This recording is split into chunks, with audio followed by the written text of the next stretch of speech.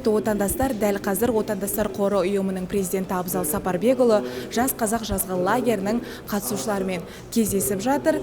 Ата жұртқа, тіпті елордаға алғаш келгендер бар екен этникалық қазақ балаларының арасында. Ендеше алған әсерлерімен бөлісіп сұхбаттассақ. Қырғызстаннан келген этникалық қазақ балаларының ата-аналары тұр екен. Сіздің жасыңыз үлкен, сізден бірінші сұрасақ, балаңыз қандай эмоцияда болды лагерге жолдама алғанда? Өте керемет. Біз өзіміз Қырғызстаннан келіп отырмыз. Қырғызстанның ауылының ішінде балдарымыз өте жақсы дайындалды. С таким интересом, не знаю, енді көреміз. Жақсы эмоциямен келдік, жақсы жеттік. Отандастар қорынан инстадан бізге келді. Біз өте қуаныштымыз. Біздің осы балаларымызды Қазақстанға келіп, өзінің елін танытып, жерін танытып, Отандастар қорына өте рахмет Абзал ағаға. Осындай іс-шараларды жүргізіп жатқанына. Біз тағы да күтеміз көп іс-шараларды. Қазақстанға балаларымыз келгісі келеді, қазақша сөйлегісі келеді. Мен білем, Қазақстанда тұрған қазақтар негізі орысша сөйлейді көбісі. Біздікілер қазақша сөйлегенге сол, қандай десем, тырысады, қазақша сөйлегілері келеді, өзінің жерін көргілері келеді. Отандастар қорына өте көп рахмет. Лагерде не күтесіздер? Лагерде жақсы позитивті эмоциялар күтеміз.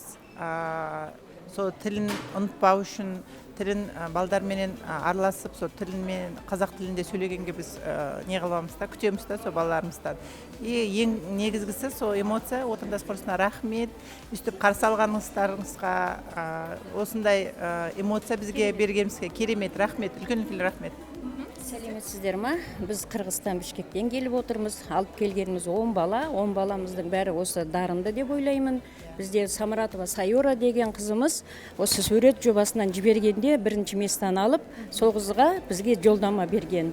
Тағы да басқа балдарымыз басқа неден конкурстардан бірінші место алған үшін бізді Отандастар қорынан шақырып, бізге Абзал ағайға үлкен алғысымызды айтуға мүмкіндігіміз бар деп ойлаймын осы жерде. Дәл қазір менің жанымда лагерь қатысушысы. Есіміңіз? Ерниязова Альбина, Өзбекстан Республикасы Науаи облысы Зарашан қаласынан келіп тұрмыз. Бүгінгі лагерге осы қатысушы болып келіп тұрғаныма өте қатты қуаныштымын. Ол үшін Отандастар қорына, Абзал ағаға өте үлкен алғысымызды білдіреміз.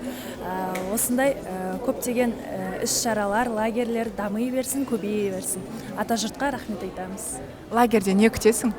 Лагерден көптеген жарыстар, достар, жаңа достар, шетелдегі бүкіл қазақтармен жаңа дос табу, олармен жақсы тіл қарым-қатынаста болу, оларға көбінше қазақ тілін жақсырақ үйрету, соларды ойлаймын. Қазақ тілін үйретуге көмектескің келе ме?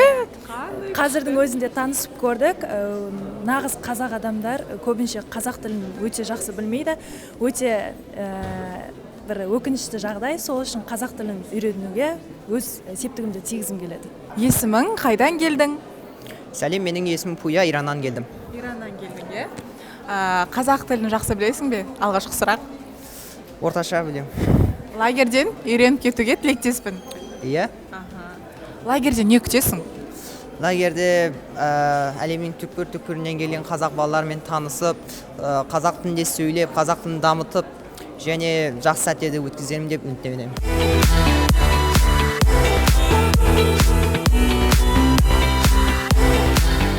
Жалпы бұл жобаның ең бірінші мақсаты барлық әлемдегі қазақтардың бір ғана тарихи отаны бар, ол Қазақстан. Сондықтан әркім ата жұртым Қазақстан дейді.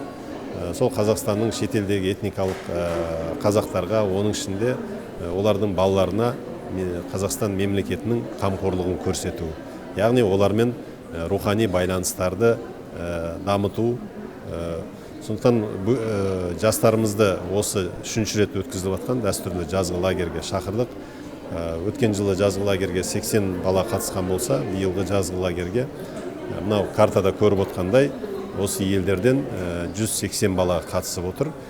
Бұл биылғы жазғы лагердің бір ерекшелігі, бұл лагерге қатысқан балалардың бәрі жаңағы сайдың тасындай іріктеліп, түрлі шығармашылық байқаулар шеңберінде келіп отыр. Сонымен қатар сол өздерінің елдерінде түрлі белсенділік танытып, түрлі олимпиадаларға қатысып, сондай мақтау қағаздары бар. сондай жақсы белсенді жастар қатысып отыр.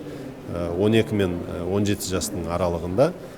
Жалпы бұл жазғы лагердің, жас қазақ жазғы лагерінің тағы бір мақсаты бар.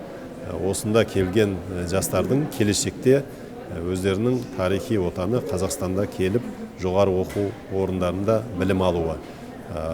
Қазақстанды көрсету, келесі жол келген кезде Қазақстанға сағынып келу. Тағы бір мақсаты бұл жердегі жазғы лагерде тек қана шетелден келген балалар ғана емес, сонымен қатар Қазақстаннан да балалар қатысады. Осы алаңда бір-біріне дос табу, Қазақстанмен дос табу, және барлық шетелдегі қазақтардың балаларымен дос болу.